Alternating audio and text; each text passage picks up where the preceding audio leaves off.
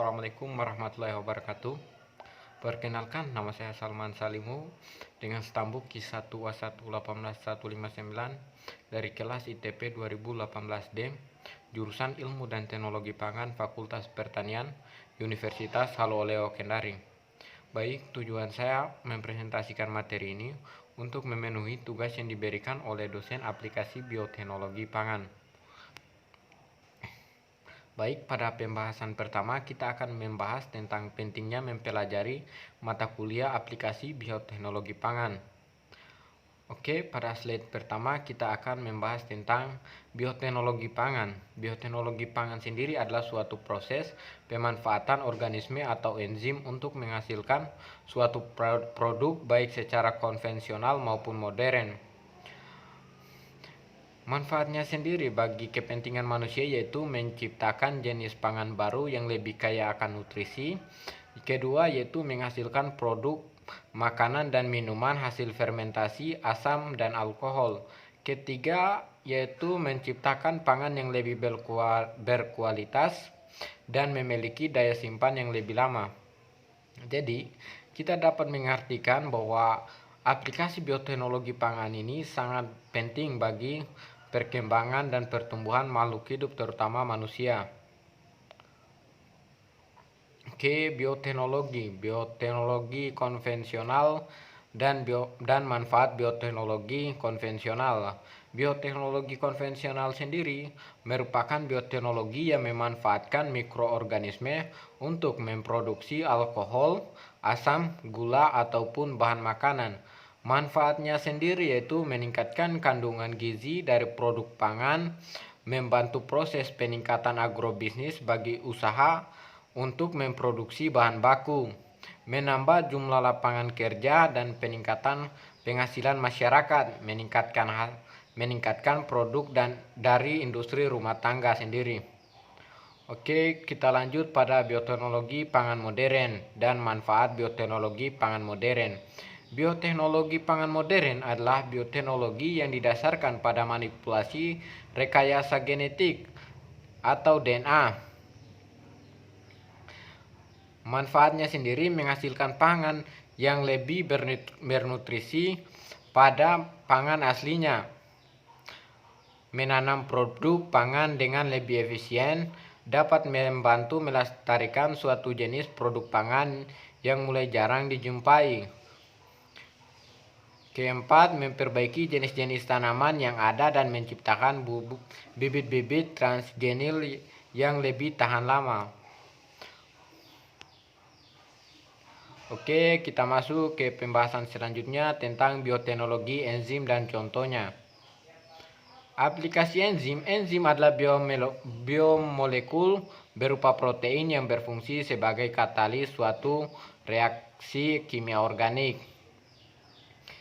Semua proses biologis sel memerlukan enzim agar dapat berlangsung dengan cepat dan dalam suatu arah lintasan metabolisme.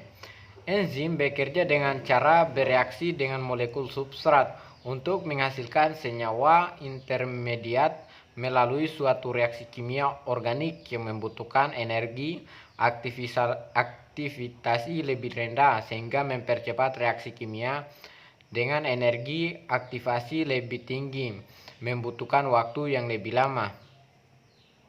Klasifikasi enzim. Enzim didasarkan atas reaksi kimia di mana terdapat 6 golongan antara yaitu 1.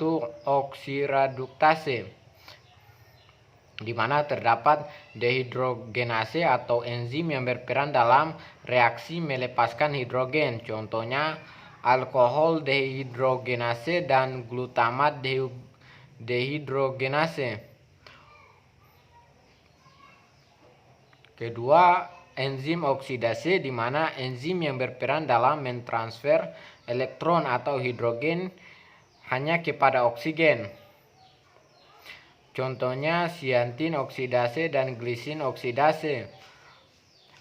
Enzim reduktase adalah enzim yang berperan dalam penambahan elektron atau hidrogen. Enzim transferase, di mana kinase adalah enzim yang berperan dalam reaksi perpindahan gugus fosfat terutama dari ATP. Contohnya metiltransferase dan hidroksimetila dan lain-lain. Oke, kita masuk ke hidrolase. Proteinase adalah enzim yang berperan dalam menghidrolisis protein. Kedua, ribonuklease adalah enzim yang berperan dalam menghidrolisis RNA. Sedangkan deoksiribonuklease adalah enzim yang berperan dalam menghidrolisis DNA. Sedangkan lipase adalah enzim yang berperan dalam menghidrolisis lemak. Liase yaitu enzim yang bekerja pada reaksi pembentukan ikatan rangkap dengan melepaskan satu gugus kimia. Contohnya adalah enzim pirufat, dekarboksilase, dan aldolease, serta fumarat hidrotease. Baik, enzim selanjutnya adalah isomerase, yaitu enzim yang berperan dalam reaksi-reaksi menata kembali atom pada suatu molekul untuk membentuk suatu isomer. Contohnya yaitu ribulasa fosfat, epimirase, dan glukosa fosfat isoerase.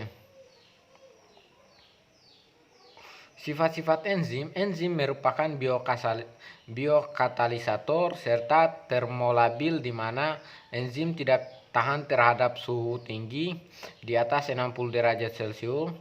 Enzim bekerja secara endoenzim atau di dalam sel maupun ekoenzim di luar sel.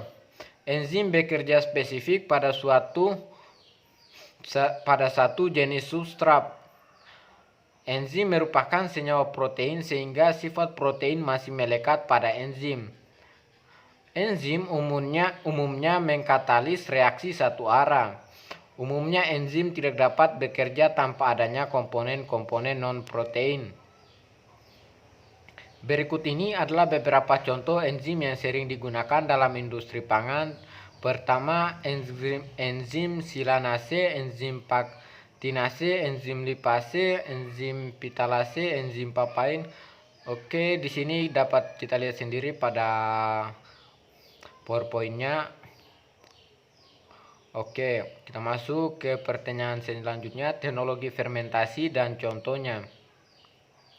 Teknologi fermentasi dalam pemrosesan bahan pangan adalah pengubahan karbohidrat menjadi alkohol dan karbon dioksida atau asam amino organik menggunakan ragi, bakteri, fungi, atau kombinasi dari ketiganya di bawah kondisi anaerobik.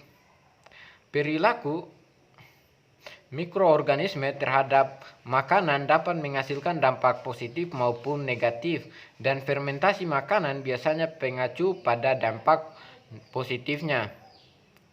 Oke, dapat kita bahas ini dampak positif produk fermentasi dan dampak negatif produk fermentasi. Dampak positifnya sendiri memperkaya variasi makanan dengan merubah aroma, rasa, dan tekstur, memperkaya nutrisi makanan, mengeliminasi antisenyawa nuklean, mengurangi waktu dan sumber daya yang diperlukan.